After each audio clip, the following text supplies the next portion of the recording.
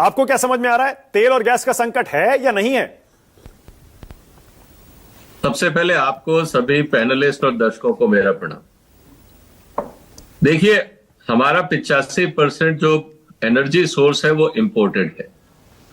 और इस समय अगर हम ये कहें कि जो हमारे पास स्ट्रेटेजिक रिजर्व है, अगर उससे पहले अगर ये लड़ाई या रास्ता क्लियर हो जाता है तो शायद संकट नहीं आएगा। लेकिन अगर हमारी कंजम्पशन इतनी ही रही और हमने राशनिंग नहीं करी और हाँ विजय जी बताइए, आप बताइए, आपकी बात अधूरी रह गई थी। बताइए, संकट है या नहीं है, या आने वाला है? सरकार जो कर रही है वो ठीक है क्या? देखिए, सीधी सी बात है, सप्लाई चेन के ऊपर डिपेंड करता है। अगर हमारी रिक्वायरमेंट के हिसाब से लगातार सप्लाई आती रही तो कोई संकट नहीं है, और अगर सप्लाई नहीं आएगी तो निश्चित रूप से संकट है, क्योंकि आपके पास और कोई डोमेस्टिक सोर्स तो है नहीं। और जो रिजर्व्स हैं अगर वो खत्म हो जाएंगे तो आप कैसे आगे देंगे? अभी मैं न्यूज देख रहा था कि करीब 20% जो रेस्टोरेंट्स हैं बॉम्बे में, उनको गैस नहीं मिल रही है। इसके कारण उनको अपने जो मैन्युफैक्चरिंग या प्रोडक्शन है उसको कट करना पड़ रहा है। तो देखिए, हकीकत हमारे सामने है। भारत सरकार भी चाहे तो कुछ कर नहीं सकती। अगर आप सप्लाई चेन को इंश्योर नहीं कर पाएंगे इस बदलती हुई दुनिया में तो संकट आना ही है। इसमें आर्ग्यूमेंट से तो कुछ होगा नहीं। फैक्ट्स हमारे सामने हैं। एक तरफ आज ट्रंप साहब ने स्टेटमेंट दिया है कि जो शिपिंग लाइंस हैं वो थोड़ी हिम्मत दिखाएं और हॉर्मुज से तेल लेके आए, और खुद अपना एयरक्राफ्ट कैरियर वहां से 2000 किलोमीटर दूर भेज दिया है। मतलब तरह की इलॉजिकल बातें सुन के लगता है कि शायद ट्रंप साहब को लगता है कि भाई वो जो अपने आप बचाव करें और बाकी आग में कूदें और जो अपनी समस्या है वो खुद झेलें।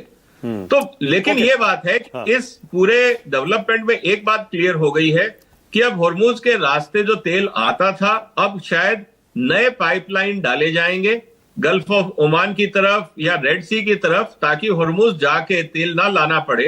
लेकिन वो लॉन्ग टर्म प्रोसेस है, ओवरनाइट तो होगा नहीं। ठीक है, लेकिन चिंताजनक स्थिति है। ये कहना कि सब कुछ ठीक है, देयर इज नो क्राइसिस, जब तक लड़ाई है we have to keep our fingers cross. ठीक है। अब विजय जी, ये विपक्ष कह रहा है कि ये सरकार की वजह से हुआ है सब कुछ। आपको क्या लगता है, ये युद्ध जो हुआ, उसके बाद जो शॉर्टेज हुआ, क्या ये सरकार की वजह से है क्या? सरकार की नीतियों की वजह से है क्या? अब देखिए, विपक्ष अगर इलॉजिकल आर्ग्यूमेंट करेगा तो उसका क्या बोले? क्या ट्रंप साहब ने मोदी साहब से पूछ के लड़ाई करी? ईरान बैठा है डिस्कशन में, उनको ये कहा जा रहा है कि मंडे को दोबारा मिलते हैं, आप सैटरडे को अटैक कर देते हो। तो ये कहना कि भाई सरकार को पता था, जब जो नेगोशिएटिंग टीम है उसको ही नहीं पता था, तो मोदी साहब या भारत सरकार को क्या पता होगा? तो कहने का मतलब ये है कि हम हर चीज को पॉलिटिकल एंगल से ना देखें। हाँ, अपोजिशन का काम है सरकार को घेरना, लेकिन कभी कभी सुझाव भी देना चाहिए कि समस्या का समाधान कैसे हो। ठीक है विजय जी, अभी तक सरकार ने जो हैंडल किया है, इसको ठीक किया है हैंडल? देखिए, सरकार अपनी तरफ से इसीलिए रिजर्व्स बना के रखती है, क्योंकि 20 दिन का अगर रिजर्व्स आपके पास है, जैसे पिछले 12 दिन की लड़ाई हुई थी, आपके पास रिजर्व्स हैं। अगर लड़ाई इस हफ्ते खत्म हो जाती है, आज जो तेल के दाम गिरने का कारण है वो ट्रंप का बयान है कि ये लड़ाई जल्दी ही खत्म होगी। अगर ऐसा होता है तो हम क्राइसिस से पार पा जाएंगे। अगर ये लंबी चलती है, ईरान की तरफ से बयान ये आ रहा है कि हम इसको मिड टर्म पोल तक खींचेंगे, अभी तो शुरुआत है। तो दोनों तरफ से विरोधी बयान आ रहे हैं। हकीकत हमारे सामने है कि सिचुएशन चिंताजनक है। सरकार के हाथ में कुछ नहीं है, तेल आप जनरेट कर नहीं सकते।